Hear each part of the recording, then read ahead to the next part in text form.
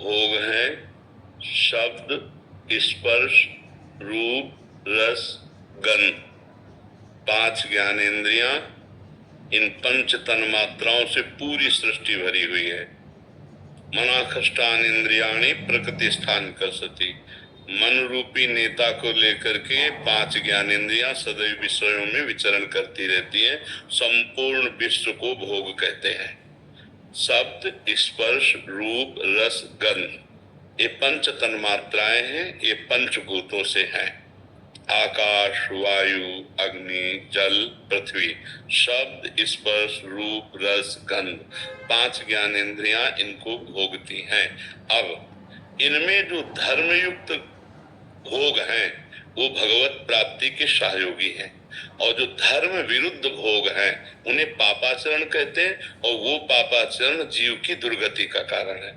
जैसे गृहस्थ धर्म में पाणी ग्रहण की हुई भार्या से सहवास धर्मयुक्त है, और वो भगवत स्वरूप काम है। भगवान ने विभूतियों में काम को अपना स्वरूप बताया जो धर्मयुक्त काम है। वही परिस्त्री गमन नरक का हेतु हो जाएगा, वही परपति रमण नरक का हेतु हो जाएगा। पति वंचक परपति रति करई, रौरव नरक कल्प सत परई। और अपने पति से रमण करने वो धर्म हो गया, लेकिन पर पुरुष से रमण करने पर वही घोर नरक का हेतु बन गया। तो जो धर्मयुक्त हमारे भोग हैं वो भगवान की प्राप्ति में सहयोगी हैं। जैसे हम सुंदर सुंदर पकवान बनाए, ठाकुर को भोग लगाए, प्रसाद पाया, ये हमारा भगवत प्राप्ति के लिए हो गया। अब हम अशुद्ध अभक्ष पदार्थ बनाए अपनी रसेंद्री की तृप्ति, ये हमारे नरक के हेतु बन गए।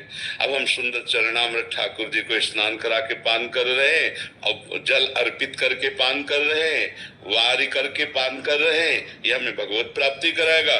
और अशुद्ध पेय पदार्थ पा रहे हैं जो धर्म विरुद्ध है, वो नरकगामी बनाएंगे। भोग तो वो भी है, लेकिन वो अशुद्ध भोग है, धर्म विरुद्ध है। तो धर्म विरुद्ध भोग चाहे जितना प्रिय हो उसे नहीं भोगना चाहिए।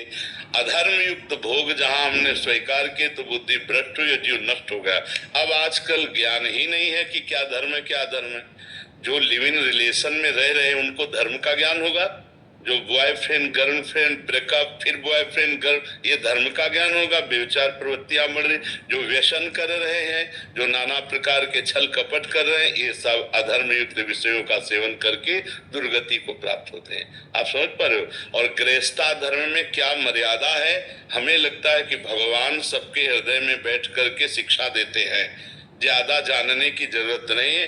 अपने को पता है क्या, कोई स्त्री जो भी धर्म से चल, क्या उसको पता नहीं कि मेरा धर्म क्या है? क्या पुरुष को पता नहीं कि मैं अधर्म कर रहा हूं? क्योंकि जो ही पापाचरण करने चलोगे तो विश्व भावन भगवान जो तुम्हारे हृदय में वो संकेत कर देंगे तुम गलत हो, गलत कर रहे हो। होता है संकेत कि नहीं होता? गलत करने पर सबको संकेत मिलता है अंदर से कि नहीं मिलता? अच्छा करने पर संकेत मिलेगा, अच्छा है, धर्मयुक्त है।